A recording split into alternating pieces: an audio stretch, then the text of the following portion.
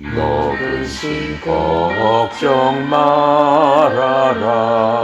주 너를 지키리.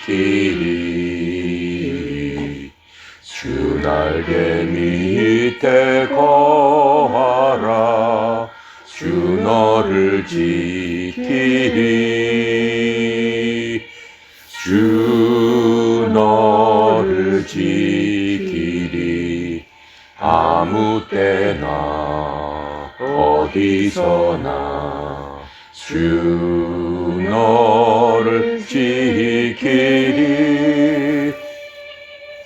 늘 지켜주시리.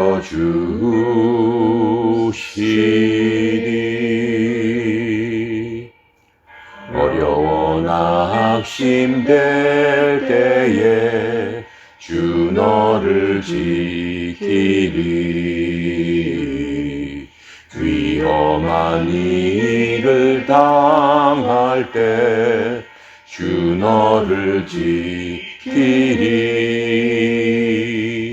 주 너를 지키리.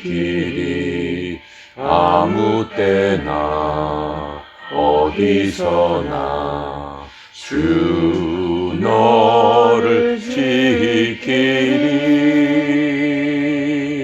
늘 지켜주시리.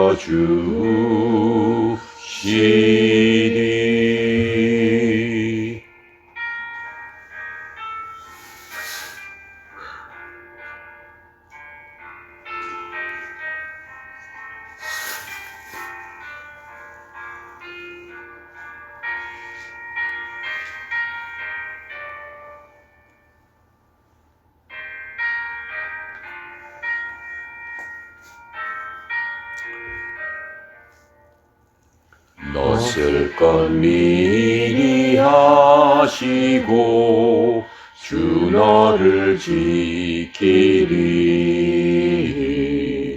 구하는 것을 주시며 주 너를 지키리. 주 너를 지키리. 아무 때나 어디서나 주 너를 지키리. 늘 지켜주시리.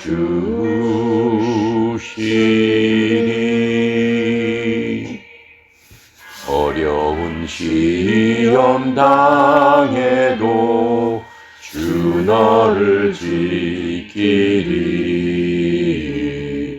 구주의 품에 거하라. 주 너를 지키리. 주 너를 지키리. 아무 때나 어디서나 주 너를 지키리. 늘 지켜주시리.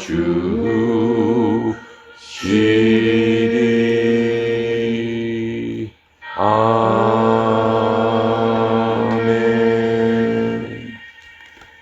지난 시간에 우리가 7절, 3장 7절까지 공부했습니다. 오늘은 8절부터 16절까지 함께 읽고 시간 될 때까지 공부해 보도록 하겠습니다.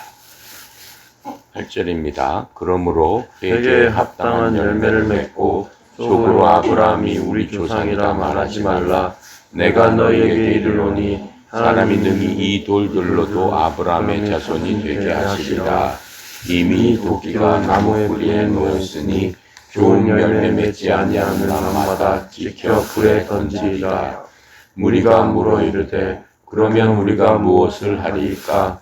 대답하여 이르되 옷 두 벌을 는 자는 옷 없는 자에게 나눠줄 것이요 먹을 것이 있는 자도 그렇게 할 것이니라 하고, 세리들도 세례를 받고자 하여 와서 이르되 선생이여 우리가 무엇을 하리이까 하매 이르되 부과된 것 외에는 거두지 말라 하고, 군인들도 물어 이르되 우리는 무엇을 하리이까 하매 이르되 사람에게서 강탈하지 말며 거짓으로 고발하지 말고 받는 급료를 족한 줄로 알라 하니라.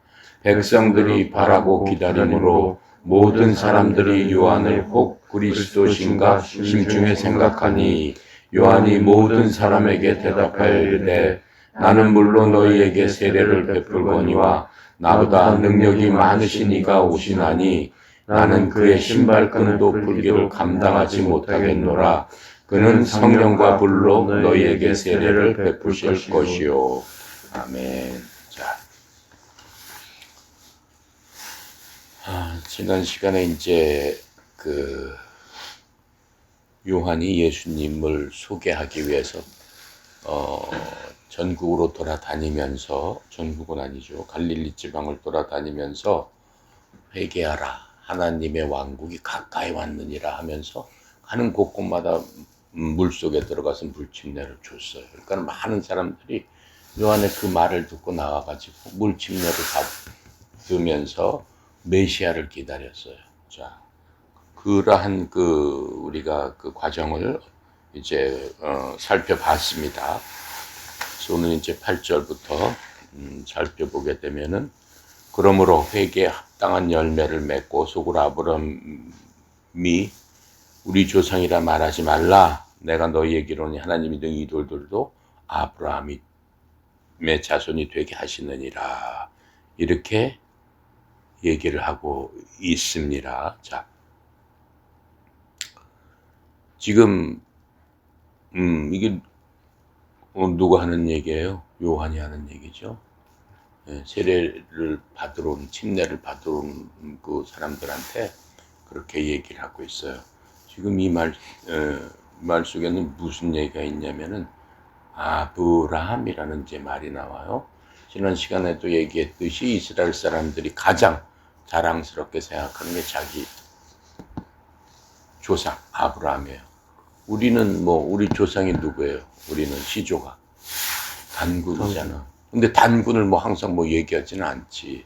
근데 이 사람들은 왜 아브라함 하냐면, 하나님께서 그 당시 모든 사람들 중에서 아브라함을 찍어서 불렀기 때문에, 그런 사실을 알고 있기 때문에 아브라함에 대한 그 자부심이 누구보다도 크고, 하나님께서 전 세계 딱 한 사람을 불렀는데 그게 바로 아브라함이다라고 하는 거예요. 그래서 아브라함을 통해서 모든 후손들이 생겨났기 때문에 아브라함을 하나님이 선택한 바로 그 사람의 후손이기 때문에 우리도 하나님의 선택된 민족이다라고 하는 그런 자부심이 엄청 커요. 그래서 우리 민족은 하나님이 선택한 민족이기 때문에 어떤 민족하고도 견줄 수 없는 그러한 우수한 민족이다, 이렇게 지금 생각을 해서 모든 사람이, 우리는 당연히 아브라함의 후손은 당연히 하나님 선택했기 때문에 당연히 천국 간다, 이렇게 생각을 하고 있었어요. 그래서 지금 이 얘기를 하는 거예요. 니네들 독사의 자식들이야. 그리고 아브라함 그렇게 믿고 그렇게 자랑할 거 없다. 뭐라고 얘기해? 너희에게로니 하나님이 능히 이 돌 갖고도 아브라함의 자손이 되게 하시니라. 이 돌 하나 하찮은 이런 갖고도 아브라함의 자손이 되게 할 수가 있다. 너희뿐만 아니다. 지금 이렇게 얘기를 하고 있는 것들 우리가 볼 수 있습니다. 그래서 지금 요한이 얘기하는 건 뭐예요? 하나님의 진노를 피하려면은 어떻게 해야 되느냐? 회개하라. 이렇게 지금 얘기하고 있죠. 그래서 회개에 합당한 열매가 있어야 한다라고 하는 것들을 지금 얘기해 주고 있는 겁니다. 그래서 회개라는 것은 지난 시간에도 잠깐 얘기했는데 다시 한번 살펴보면 회개는 굉장히 중요해요. 회개의 뜻 자체를 내가 온전하게 잘 알고 있어야지만 하나님 앞에 갈 수 있는 길이에요. 하나님에 갈 수 있는 통로가 바로 나는 죄인입니다 라고 하는 그 생각과, 죄인이기 때문에 그 죄를 하나님 앞에 자백할 수 있는 그러한 자백과, 또 이제 더 이상 죄를 짓지 않겠습니다 라고 하는 그러한 고백이 한꺼번에 있어야 되는데, 그것을 통틀어서 회개라고 지금 얘기를 하고 있습니다. 그래서 회개란 죄를 깨닫고 뉘우치는 것으로만 내 부족하다고 그랬어요. 그거는 후회하는 거야. 내가 살인자들 그 막 방송에 가서 뭐 하면 제가 잘못했습니다. 후회합니다. 이렇게 얘기하죠? 그거는 회개가 아니에요. 회개는 그 후회뿐만 아니라 뭘가 덧붙여줘야 돼요? 하나님께로 이렇게 악한 길로 갔다가 180도 돌아서서 하나님을 향해서 가야 되는 그러한 행위, 그러한 행동이 보여져야 된다라고 하는 거예요. 그래서 하나님께로 180도 돌아갔을 때 그것을 회개라고 한다라고 하는 거예요. 이렇게 돌아서서 예수님께로 가게 되면은 어떻게 돼요? 그 돌아간다는 것 자체가 예수님을 믿는다는 거죠. 뭘 믿는다는 거야? 내 죄를 제거해 줄 줄로 믿습니다. 바로 그 믿음의 행위가 있어야만 내가 살인죄를 지었던 무슨 죄를 지었던 그 죄를 갖다가 하나님께서 제거해 주시겠다라고 하는 거예요. 제거하게 되면은 그 사람 죄인이에요, 아니에요? 죄가 없으니까 결백한 사람이잖아. 더 이상 죄인이 아니잖아. 그래서 예수님께로 돌아가서 예수님을 믿게 되면은 우리는 그것을 통해서 죄가 제거되고 바로 구원을 받게 된다라고 하는 거예요. 그래서 그렇게 해주실 수 있는 분은 유일하신 분 예수님 한 분밖에 없으시다라고 얘기를 하는 거예요. 그래서 구원받는 순간에 우리가 어떻게 돼요? 죄로 인해서 하나님께서 우리에게 주시는 결과는 뭡니까? 사망이라고 그랬어요. 모든 사람이 죽는 원인은 죄 때문이다라고 얘기했습니다. 근데 더 이상 예수님께 돌아가서 그 생명을 주시는데 그 생명은 영원한 생명을 주신다라고 지금 말씀하고 있는 거예요. 그러니까 우리 인간이 누구나 죽습니다. 누구나 죽어요. 죄 때문에 죽는 거예요. 죄 때문에. 우리 육체가 죄 때문에 쇠퇴하게 되는 거예요. 죄에서 늙어버리는 건 구원받은 사람은 영원히 산다는데 왜 죽냐? 우리가 완전한 하나님의 천국에 있지 않기 때문에 그래요. 이 세상은 불완전하게 태어난 세상이다라고 하는 거예요. 이거는 이 세상이 지금 얼마나 불안해요. 불완전해요. 항상 무슨 일이 일어날지 모르고 항상 뭐가 어떻게 갑자기 뭐가 튀어나올지 모르고 항상 불안한 가운데 살고 있단 말이죠. 근데 우리는 구원받았지만은 그러한 세상에 지금 살고 있다라고 하는 거예요. 그래서 우리 육체는 완전한 구원에 이르지 못해요. 이 세상 사는 동안에는 우리 육신이 예수님처럼 완전해질 수가 없는 그 세상에서 태어나 있다라고 하는 거예요. 근데 중요한 것은 뭐예요? 중요한 것은 영이다라고 하나님께서 말씀하고 있어요. 우리 인간이 갖고 있는 게 육신과 영과 혼이다. 세 개다라고 했어요.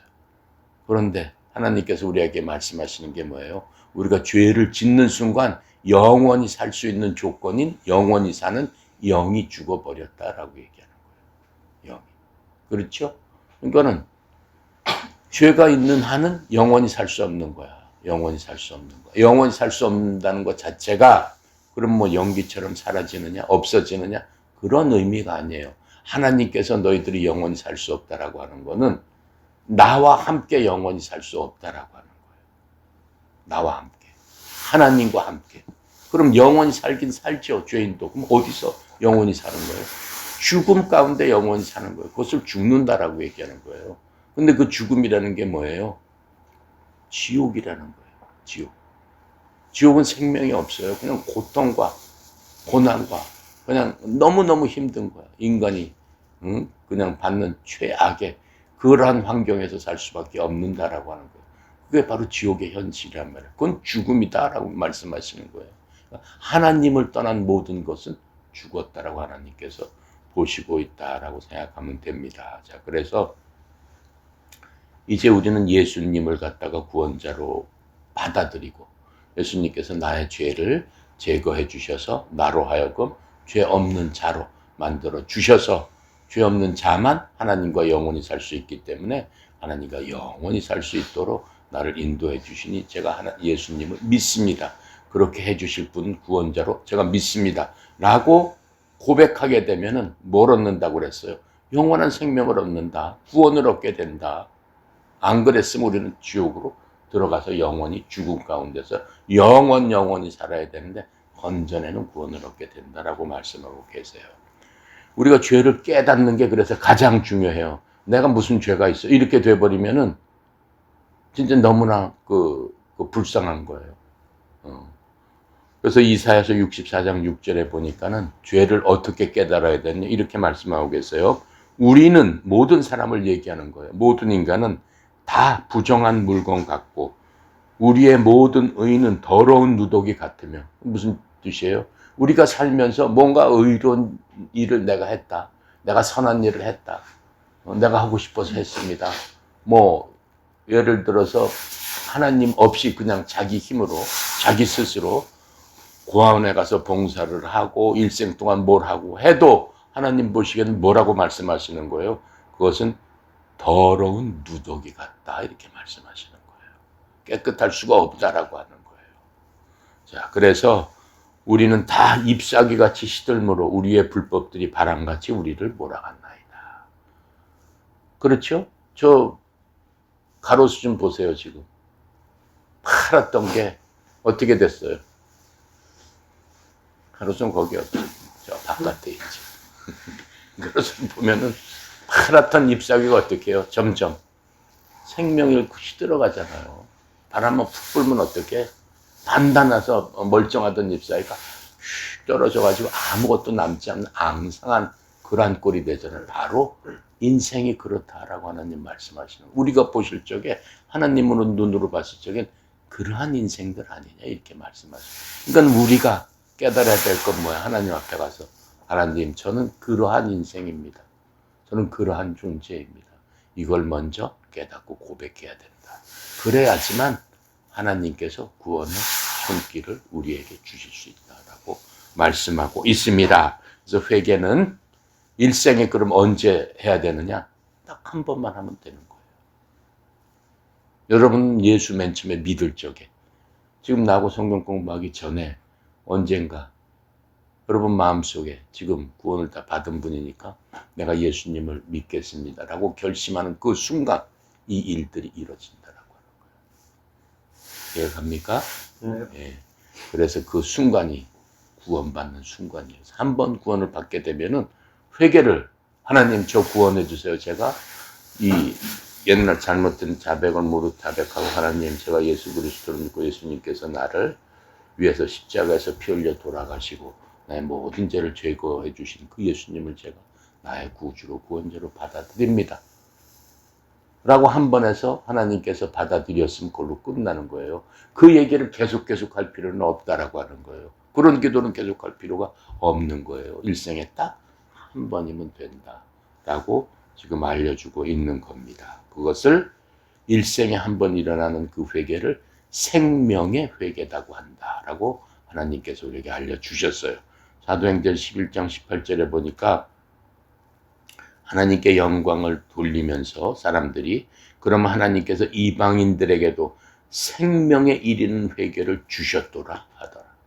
많은 이방들이 모였었는데 그때 오순절날 모였을 적에 그러한 모든 것을 겪었을 적에 우리뿐만 아니라 이방에서 온 많은 사람들도 생명의 회개를 주셨구나 이렇게 지금 설명해 주고 있습니다. 사도행전. 그래서 이 생명에 이르는 회개는 일생에 딱 한 번이면 된다. 아시겠습니까? 네. 그래서 그거를 갖다가 흔들리면 안 되는 거야. 그래서 한 번 구원을 받았으면은 하나님께서 보장하시는 거야. 넌 지금부터 구원받는 그 순간 내 아들이고 내 딸이다. 아들과 딸을 물릴 수는 없는 거예요. 한번 하나님께서 입양하셔서 아들과 딸로 삼아 주셨으면 우리가 천국 가는 그날까지 이 땅에서 눈을 감는 그날까지 하나님의 아들, 딸로서 구원받은 자로서 우리는 살게 되는 거예요. 그러니까는 이 세상 모든 사람들이 겉에 보기에는 다 똑같은 사람이에요. 하나님의 눈으로 보기에는 완전히 다른 사람이에요. 이렇게 봤을 적에 완전히 다른 사람이에요. 저 사람들은 내 아들, 딸들, 저 사람들은 지옥 갈 사람들. 이렇게 완전히 구분이 돼버린다라고 하는 거예요. 그래서 우리를 교회에 가면 뭐라고 그래요? 성도 이렇게 부르죠? 알죠? 성도라고 부르죠? 성도라는 게 거룩한 무리다라는 뜻이에요. 거룩하다는 건 무슨 뜻이에요? 구별된 사람들이다. 하나님의 눈으로 봤을 적에는 세상 사람들과 우리들은 구별된 존재다. 이렇게 얘기를 해서 우리가 성도인 겁니다. 이해가 갑니까? 네. 자, 그래서 구원 이후에도 우리가 그렇다고 해서 한번 그 성화돼서 예수님처럼 뭐 맨날 그렇게 삽니까? 그렇게 살 수가 없어요. 그 이유가 있다라고 내가 얘기했죠. 세 가지 이유가 있어요. 이렇게 구원받았으면 그러면 그렇게 살아야지 또 죄를 져? 안 되는 거죠. 그런데 우리를 항상 죄에 빠지도록 유혹하는 것이 세 가지가 있다라고 얘기를 하고 있어요. 첫 번째 뭐라고 그랬어요? 우리는 이 세상에 태어났기 때문에 세상 자체가 악하다라고 하는 거예요. 그렇죠? 세상 문물이 악하고, 이 최근에는 동성애를 갖다가 뭐 되게 그냥 막 멋있게 취급하는 그러한 그 사상이 있단 말이죠. 예를 들어서 그런 업계가 있어요. 뭐 패션이라든가 디자인이라든가 이러는 사람들은 동성애를 갖다 안 하면 그건 좀 하이 클래스로 안 보는 거야. 유럽 같은 데는 이상하게 보는 거야. 그리고 멋진 사람은 동성애를 해야 된다 이렇게 생각하는 거야. 그건 이 세상의 잘못된 풍조란 말이죠. 그러니까 우리는 그런 세상에 지금 살고 있다라고 지금 얘기하는 거예요. 두 번째는 뭐예요? 우리가 비록 하나님으로부터 구원을 받았지만은 우리의 조상 아담으로부터 물려받은 그 피가 있다라고 하는 거예요. 그 피가 뭐예요? 아담이 갖고 있었던 그 죄, 마귀를 통해 가지고 그 죄성이 마음속에 들어와 있었다라고 하는 거예요.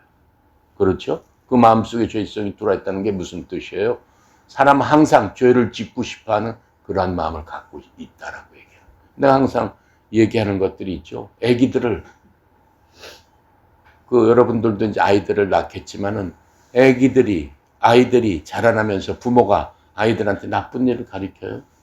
욕하는 걸 가르쳐요? 안 가르친 적이 없어요. 근데 스스로 그게 나온다라고 하는 거예요. 그렇죠? 남의 물건 막 조금만 저거 하면 옆에 친구가 막 뺏어버리고 그냥 지가 먹어버리고 그렇죠? 애기가 뭐 이건 나랑 같이 나눠 먹지 그런 애기 봤어? 2살, 3살짜리가 이건 나눠서 옆에 있는 애기한테 같이 나눠 먹자 그런 애기 없어. 그냥 무조건 자꾸 안 놀라고 그러지. 보이면 붙잡고 막 뺏으면 막 울잖아. 남의 거라도. 그게 어디서 나오는 거예요? 그런 걸 죄성이다라고 얘기한단 말이죠. 근데 그게 태어나면서 갖고 태어나기 때문에 이 세상 사는 동안 우리가 아무리 구원을 받았어도 그런 것들이 갑자기 튀어나온다라고 하는 거예요. 하나님께서 다 제거를 해주셨지만은 우리의 몸은 뭘로 세상을 판단하는 거예요? 하나님께서 오관으로 판단해요. 보고 느끼고 듣고 만지고 그렇죠? 먹어보고 하는 그런 것들로 판단하는데 그러한 정욕들이 우리를 어떻게 해요? 이 세상에 사는 동안 아무리 구원을 받았더라도 우리를 제어하지 못하게 한단 말이에요. 아무리 구원받은 사람이라도 여기 음식이 많아. 엄청 막 산의 진미가 여러분 앞에 있다고 생각해봐. 나 딱 요만큼만 먹어야지. 내 몸에 딱 요만큼만 맞으니까. 뭐 요만큼 먹는 게 뭐야? 항상 사람은 약간 배고플 정도에서 수도하는 게 건강에 가장 좋은 거고 가장 선한 일이거든. 근데 그렇게 해요? 구원받은 사람 다 그렇게 해요? 아니잖아. 육신의 정욕이 있기 때문에 그냥 막 배가 터지도록 보통 우리가 그 표현하면 배가 터지도록 맛있는 거 있으면 그냥 막 먹잖아요. 그게 식욕이 있기 때문에 그런단 말이에요. 근데 그건 하나님이 주신 건 아니다라고 지금 얘기하는 거예요. 왜? 내 속에 있는 그런 것들이 작동을 하기 때문에 그래요. 그거는 구원받았다고 해서 수독되지 않는다라고 하는 거예요. 근데 어느 정도는 하나님께서 우리가 할 수가 있죠. 예수님을 믿고. 그래서 항상 기도가 필요한 거고 항상 말씀이 필요한 거고 그 안에 거하려고 하는 거죠. 이해가 갑니까? 네. 자, 그래서 우리가 구원받은 이후에도 그런 일에 대해서는 우리가 항상 하나님 앞에 나가서 잘못했습니다라고 회개를 해야 되는 거예요. 아시겠습니까?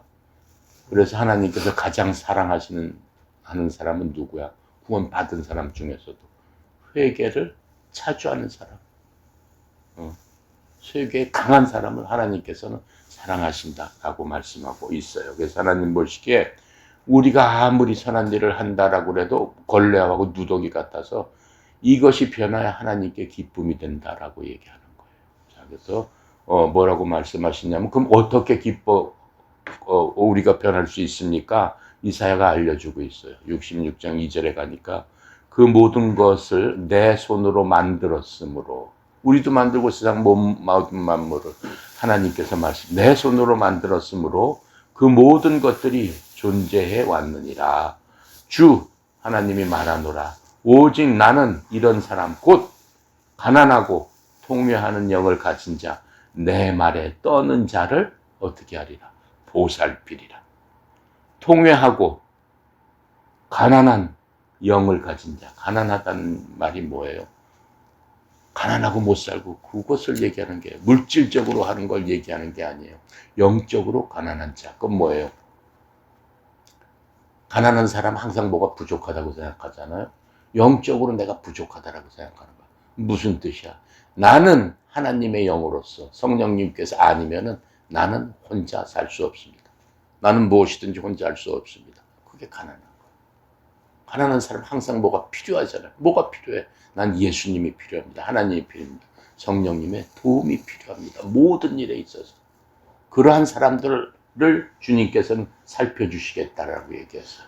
두 번째로는 통회하는 영을 가진 자. 즉 조금 전에 얘기한 모든 일에 회개할 줄 아는 사람. 아, 내가 조금만 저거 했어도. 그렇죠? 그러니까 성령으로 충만해지면 성령 안에 우리가 침례된다고 그랬잖아요. 우리가 침례되어 있는 상태가 더 기쁘면 기쁠수록 그러한 마음이 내 속에 드는 거예요. 남한테 조금만 큰 소리를 쳤더라도 내 마음이 아픈 거야. 아, 저 사람 마음이 얼마나 아플까. 저 사람 기분이 나로 인해서 얼마나 상했을까. 자동차 타고 가다 옆에 들어오면 막 빵빵빵빵 막 하잖아. 못 들어오게 하고 막 꽉 붙이고 막. 그치? 더 들어올 것 같으면 뭐 자리가 있는데 일부러 가서 꽉 앞에 서 있고 막 그러잖아. 그렇게 하고 나서도 마음이 아픈 거야. 아, 내가 조금 더 비켜줘도 되는데 내가 뭐 하려고 그런 짓을 했을까. 그런 거. 그 통회하는 심령이. 이건 순간순간마다 그런 통회하는 심령이 있는 사람을 하나님께서는 내가 너를 살펴주겠다. 왜? 그 마음이 예수님의 마음이기 때문에 그런 거예요. 그게 바로 예수님처럼 우리가 행동했을 적에 하나님께서 제일 기뻐하는 자가 예수님이잖아요. 인간으로 오신 예수님. 예수님도 물론 하나님이시지만은 인간으로 오신 예수님. 그분을 어떻게 해요? 가장 사랑하시는 그 하나님. 우리가 그렇게 인간으로 오신 예수님을 닮아갈 적에 하나님께서 안 보살펴 주실 수가 없다라고 말씀하고 있는 겁니다. 자, 9절 보겠습니다. 9절에 보니까 이미 도끼가 나무 뿌리에 놓여 있으니 좋은 열매 맺지 않은 나무마다 찍혀 불에 던져지리라. 어저께 잠깐 설명했던 그 내용입니다. 요한은 쓸데없는 나무를 베고 알곡과 또 결을 가려내는 농부와 지금 비교하고 있습니다. 비교해서 우리에게 지금 설명을 해주고 있는 거예요. 예수 그리스도를 믿지 않기 때문에 예수 그리스도를 믿지 않는 모든 사람들은 하나님의 눈으로 봤을 적에는 종교적으로는 다 죄인이다라고. 다 죄인인 거예요. 그렇죠? 그걸 종교적인 문제로 봤을 적에는 예수 믿는 사람, 안 믿는 사람 완전히 구별이 돼버리잖아. 구원받은 사람, 즉 구원받은 사람, 안 믿은 사람하고는 완전히 구별이 돼서 믿지 않는 사람은 죄인인 거예요. 명동에 가면 예수 챙기고 불신 지옥. 그게 맞는 얘기예요. 사람들이 보기에는 야, 그거 뭐 저런 얘기를 아직까지, 그게 진리란 말이죠. 그러니까는 왜 그 기독교는 니네들만 잘났다고 그렇게 배타적이냐? 왜 타협을 안 하고 이기적이냐? 이기적이 아니란 말이에요. 그게 진리인데 하나님은 타협이 없어요. 하나님 한 분만 진리고 그 모든 것들은 비진리란 말이죠. 그렇죠? 그래서 우리는 예수님만 바라볼 수가 밖에는 없다라고 지금 하는 겁니다. 자, 그래서 그런데도 불구하고 유대인들이 지금 주장하는 건 뭐예요? 예수님 시대 우리는 필요 없다. 아브라함 자손이기 때문에 운명적으로 천국에 갈 수밖에 없다라고 이렇게 얘기합니다. 그래서 요한복음 8장 31절부터 34절에 지금 그 유대인들한테 이렇게 말씀하세요. 예수님께서 자기를 믿는 그 유대인들에게 이르시되 내가 너희가 내 말에 거하면 참으로 내 제자가 되고 예수 그리스도를 믿는 사람은 또 너희가 진리를 알지니 진리가 너희를 자유롭게 하리라. 그들이 예수님께 응답하되 우리는 아브라함의 씨로서 결코 누구에게도 속박된 적이 없거늘 어찌 내가 이르기를 너희가 자유롭게 되리라 하느냐. 이렇게 예수님한테 공박을 하게 됩니다. 그러니까 예수님께서 그들에게 대답하시되 진실로 진실로 내가 너희에게 이르노니 누구든지 죄를 짓는 자는 죄의 종이니라. 아브라함의 후손이라고 해서 자유롭게 되지 않는다. 아브라함의 후손이라고 해서 하나님의 말씀에 거역하고 네 멋대로 한다고 해서 내가 아브라함의 후손이니까 그게 모든 사면이 바뀌어. 아니다. 죄를 짓는 사람은 죄의 종이 되는 것이다. 지옥 간다. 지금 그 얘기를 해주고 있는 겁니다. 그래서 마지막 심판 때 하나님께서 판단을 하십니다. 심판하셔서 그 생명책에, 어저께 본 대로 생명책에 기록된 대로 한 사람들은 하나님에 의해서 모여지지만 구원받지 못한 모든 사람들은 구별돼서 어디로 가는 거예요? 사망의 골짜기로 가게 되는 그 지옥으로 가서 불 속에서 태워지게 된다라고 지금 설명을 해주고 있는 겁니다. 자, 10절 보겠습니다. 무리가 물어 이르되 그러면 우리가 무엇을 하리까? 요한한테 물어보는 거예요. 대답하여 이르되 옷 두 벌 있는 자는 옷 없는 자에게 나눠줄 것이요 먹을 것이 있는 자도 그렇게 할 것이니라. 지금 이렇게 얘기하고 있죠. 그러면서 그랬더니 이제 세리들도 세례를 침례를 받고자 하여 이르되 선생이여 우리가 무엇을 하리까 하며 세리들한테 얘기해 주는 거예요. 부과된 것 외에는 거두지 말라. 또 군인들도 그 나와서 침례를 받으려고 하는 거예요. 그러니까는 그럼 우리가 무엇을 하리까 하며 사람에게서 강탈하지 말며 거짓으로 고발하지 말고 법률받은 줄로 족한 줄로 알고 그렇게 생활해라. 이렇게 사람 한 사람한테 나와서 물어보는 대로 다 알려주고 있어요. 지금 여기서 보니까는 요한은 많은 사람들 수천 명이 모인 데 가서 큰 소리로 설교를 했죠. 공적으로 어떻게 메시아가 오고 그렇죠. 곧 오시니까 너네들 회개해라 라고 공적으로 외쳤어요. 뿐만 아니라 이제 개별적으로 지금 와서 물어보는 거예요. 세리라는 게 지금 옛날에는 지금 우리가 뭐 전자납부 뭐 이렇게 납부했지만 내가 어렸을 때만 해도 그런 거 없었어요. 컴퓨터가 없었기 때문에 이 무슨 지금 가면은 세무서에서 사람들이 직접 집으로 다녔어요. 다녀서 쪽지 주고 돈 얼마 내세요 이렇게 얘기했어요. 그럼 그때 사람들이 보통 어떻게 100만 원 나왔으면 한 10만 원 이렇게 건네줘. 그러면은 그걸 깎아줘. 한 50만 원을 이렇게. 그래서 세리 공무원들이 직급은 굉장히 낮아요. 공무원 중에서 급수가 되게 낮아요. 무슨 행정고시라고 그런 사람들이 아니야. 되게 낮은 사람들이지만은 다 빌딩이 막 몇 채씩 있고 그랬어. 하도 돈을 먹어가지고. 컴퓨터로 안 하고 그냥 이렇게 막 자기가 계산해서 하니까 조금 빼주고 뭐 하면은 누가 어떻게 뭐 알지도 못해. 지금이야 컴퓨터로 들어갔으니까 딱 두드리면 다 나오지. 근데 옛날엔 그런 게 하나도 없었어요. 그냥 손으로 대충 하는 거예요. 그러니까 2000년 전에는 얼마나 더 했겠느냐라고 하는 거예요. 근데 요한이 얘기하는 거죠. 그렇게 하지 말고 너는 앞으로 딱 받을 것만 받고 네 거 챙기지 말아라. 지금 이렇게 설명을 해주고 있는 겁니다. 자, 그러면서 지금 그 얘기는 뭐예요? 네 스스로 이기적으로 행동하지 말라는 거죠. 그리고 그 모든 것들을 다른 사람하고 네 갖고 있는 것들도 다른 사람하고 나눠서 생활을 해라. 이렇게 얘기를 하고 있습니다. 그런데 여기 보니까는 또 군인들도 왔다고 얘기했어요. 그래서 여기 이 당시는 지금 일반 군인은 이스라엘 군인들은 있을 수가 없어요. 왜냐면은 로마가 지배했던 이스라엘이기 때문에 이스라엘 자체 군인은 있을 수가 없지. 그러니까 이 군인들은 보통 어떤 군인으로 생각하냐면은 이 군인들은 궁정에서 지키는 그러한 군인. 어떤 궁정이냐면은 그 당시 이스라엘도 말하자면은 의회 같은 게 있었어요. 그러니까 자체 수비대 유대인 군인을 지금 얘기하고 있는 겁니다. 그러니까 로마 군인이 와서 물어봤다는 얘기는 아니죠. 자, 그렇게 하면서 이제 보면은 예수님께서 그 세리 중에서 세리는 그러니까 그 당시에는 아주 천한 계급이에요. 아주 악한 계급이에요. 그 중에서 예수님께서 그 세리를 부르는 그런 일들이 이제 일어납니다. 그게 누구예요? 마태복음을 쥔 마태예요. 마태가 바로 그 세리였어요.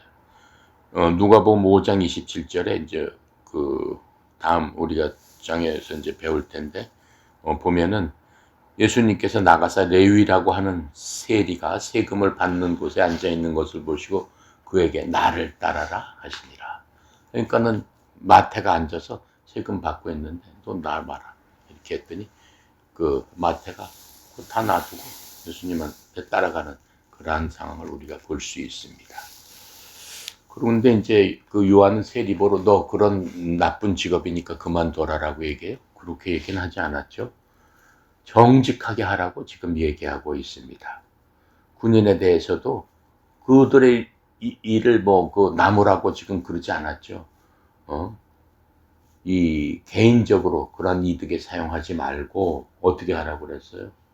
성전에 속하고 유대 통치자 궁정의 군인으로서 정직하게 행하라 이렇게 얘기를 하고 있는 것들을 우리가 볼 수 있습니다. 그래서 지금 요한이 이렇게 모든 그 행동을 한 거는 모든 백성들 자기가 어디에 속해 있든지 무슨 일을 하든 간에 그 사람들의 마음을 지금 준비시키기 위해서 자기가 예수님 앞에 보내진 그러한 전령으로서의 그 사역을 충실하게 하고 있는 겁니다. 그러면서 자기의 목적은 오직 오실 그리스도 메시아를 소개하는 거였죠. 그래서 요한이 예수님이 주님이시다라고 지금 얘기를 하고 있고 또 하나님의 아들이시다라고 얘기하고 있습니다. 요한의 운명은 그 헤롯 대왕이 그 4분 영주인 헤롯 안티바스가 헤로디아와 음란한 결혼 생활을 한 것에 대해서 꾸짖었어요. 그 헤롯 그 4분 영주가 무슨 짓을 했냐면 자기의 동생의 남편과 결혼을 했어요. 그 말이 안 되는 얘기잖아. 그래서 왕비를 삼았어요. 그것을 꾸짖었어요. 그건 음란한 짓이다. 있을 수 없는 일이다. 그랬더니 어떻게 돼요? 요한의 목을 쳐버렸어요. 요한의 목을 쳐가지고 참수를 당해가지고 죽게 되는 그러한 운명이었습니다. 하지만 요한은 뭐예요? 하나님께서 주신 임무를 충실히 죽기 전까지는 충실히 마치고 하나님의 아들인 메시아를 만나기 위해서 그 모든 사람들을 준비시키는 그 역할을 충분히 하다가 죽은 거죠. 자, 15절 볼게요. 15절 백성들이 바라고 기다림으로 모든 사람들이 요한을 혹 그리스도신가 심중에 생각하니 마음속에 요한이 그렇게 하고 다니니까는 메시아가 온다고 했는데 이사야서에 보면은 메시아가 오신다고 했는데 그렇다면 바로 이 사람이 하나님께서 보내신 그 메시아 우리를 구원해줄 구원자 바로 그리스도신가 이렇게 생각하는 거예요. 근데 이스라엘 사람들은 그 당시에 메시아가 무엇을 해주기를 원했느냐? 로마의 박해를 받고 있었기 때문에 말하자면 우리나라를 갖다 로마로부터 구원해 주실 바로 그런 분이 오시지 않을까. 왜 그러냐면은 우리나라도 그 일제시대 때 얼마나 핍박을 많이 받았어요. 너무나 핍박을 받고 압박을 받으니까 모든 사람들의 소원은 이 압박으로부터 해방되는 거였죠. 그 민족적인 소원이었죠. 그러한 메시아를 기다렸다라고 얘기하는 하나님께서 보내주신다고 했으니까 이때 우리가 이렇게 민족적으로 압박받을 적에 보내주시지 않을까 이렇게 심중에 기다렸는데 요한이 보니까 혹시 그런 사람이 아닌가라고 지금 생각하고 있었다라고 하는 겁니다. 그래서 이 마태복음을 보면은 요한한테 직접 물어봐요. 누가? 대제사장 이런 사람들이 자기 그 제자들을 보내서 그 물어보는 거예요. 당신이 성경에서 말씀하시는 바로 그 메시아입니까? 이렇게 물어봐요. 근데 요한은 뭐라고 얘기해요? 그렇지 않다고 얘기하죠. 그 얘기가 어디 있냐면은 요한복음 1장 19절부터 27절에 보면 그 말씀이 나옵니다. 자, 16절 보겠어요. 요한이 모든 사람에게 대답하리되 나는 물로 너희에게 세배를 베풀거냐 나보다 능력 많은 신이가 오시나니 나는 그의 신발끈을 풀기도 감당하지 못하겠노라. 그는 성령님으로 침례를 주고 불로 침례를 주시리라. 성령과 불로 너희에게 세례를 주실 것이요. 이렇게 지금 이렇게 얘기하고 있죠. 요한이 자기의 위치에 대해서 사람들이 계속 수군수군대 와 저 사람이 메시아인 것 같다고 많은 사람들이 요한을 많이 따르기 시작했죠. 그래서 나는 그리스도가 아니다 라고 분명하게 얘기를 합니다. 그리고 나는 주의 길을 곱게 하라고 광야에서 외치는 소리다. 이전에 그 자기 자신에 대해서 누가복음 그 앞에 요한이 나오면서 나는 광야에 외치는 소리다 라고 하는 그 얘기, 이사야에서 나오는 얘기, 그렇죠? 그 얘기 설명한 바 있습니다. 자기는 내 위치는 나는 그분의 신발끈을 풀 자격도 없노라, 이렇게 자기 위치에 대해서 분명히 사람들한테 공표를 합니다. 그 무슨 얘기예요? 나는 주님 앞에 먼저 달려가서 백성들의 마음을 이렇게 오시니까 준비하세요, 예비하세요, 마음의 준비를 하십시오 라고 하는 그러한 임무를 가진 자입니다 라고 이렇게 설명을 해주는 거예요. 그래서 요한의 삶은 어떠한 삶이었어요? 자신을 나타내지 않았어요. 온전히 예수 그리스도만을 높이는, 자신을 버리는 삶을 살았습니다. 하나님께서 요한을 뭐라고 얘기를 해요? 구약에 있는 모든 선지자, 수십 명의 선지자, 위대한 선지자가 엄청 많죠. 대언자들이, 하나님의 말씀을 대언해서 온 사람들이 그 구약, 그 4,000년에 있었던 그 선지자, 그 구약, 요한도 구약의 마지막 시대, 마지막 선지자예요, 요한이. 그 모든 선지자 중에 가장 높은 게 요한이다, 이렇게 얘기를 하고 계세요. 모든 선지자들이 다 자기를 버리는 삶을 살았지만 요한은 특히 하나님이 오시는 것을 직접 예비하면서 그렇게 하는 삶을 살았을 적에 가장 요한이 높다, 이렇게 평가를 해주고 있습니다. 그러면서 나는 너에게 물로 침례를 주거니와 이렇게 얘기했죠. 요한 회개하라 라고 하는 의미로서 물로 침례를 준 거예요. 그걸 받았다고 해서 죄가 사라지고 하는 건 아니라고 그랬습니다. 단지 회개를 하라 라고 하는 그러한 의미로서 침례를 주는 거지, 그 침례 자체가 구원을 주는 것은 아니에요. 오직 회개라는 말씀을 선포하기 위한 수단으로 사용했다라고 하는 겁니다. 자, 그래서 나보다 더 큰 능력 있는 분이 오시나니 이렇게 얘기해요. 주의 일을 하려는 모든 사람의 마음, 자세로 바로 이게 하나님의 일을 여러분도 하고 싶다. 뭔가 여러분도 하나님의 일을 해야 되는 거예요. 하나님의 자녀는 무조건 하나님의 일을 해야 되는 거예요. 하나님 모든 사람, 한 사람 한 사람을 보고 계시고 여러분 하나하나를 갖다가 지켜보신다고 그랬잖아요. 생명책에 써있다고 그랬잖아요. 모든 사람들에게 하나님께서 뭐든지 선물을 안 준 사람이 없다라고 그랬어요. 믿는 사람한테. 그것을 달란트라고 해요. 여러분은 이미 선물을 많이 받은 거예요. 운동을 할 수 있는 능력을 주신 거예요. 그렇죠? 여러분 이제 코치는 코치로서의 그 달란트를 받은 거예요. 내가 뭘 잘한다면 그 달란트 하나님 주신 거예요. 그것을 통해서 하나님의 일을 할 적에 어떠한 태도로 해야 되느냐? 요한처럼 해야 되는 거예요. 요한처럼. 어떻게 해요? 나보다 더 능력 있는 분, 그 주의 일을 나는 주님의 능력을 통해서 나는 순종하고 할 뿐입니다 라고 하는 그러한 마음가짐으로 해야 되는 거예요. 그래서 내 일의 배후에는 누가 있다는 거예요? 예수님이 계시고 나는 예수님에게 사로잡혀 예수님의 능력으로 일을 한다 라고 하는 게 우리들의 자세가 돼야 된다라고 하는 거예요. 내 힘으로 하겠다라고 하면은 힘들어요. 내 힘으로 하겠다고 하면 어떤 면에서 힘드냐? 먼저 좌절하게 돼, 실망하게 돼, 낙심하게 돼. 내가 내 힘으로 열심히 했는데 상대방이 알아주질 않아? 상대방이 나를 인정을 안 해? 나를 비난해? 그냥 나락으로 떨어지는 거예요. 내 힘으로 하는 게 아니에요. 주님의 힘으로 하는 거지.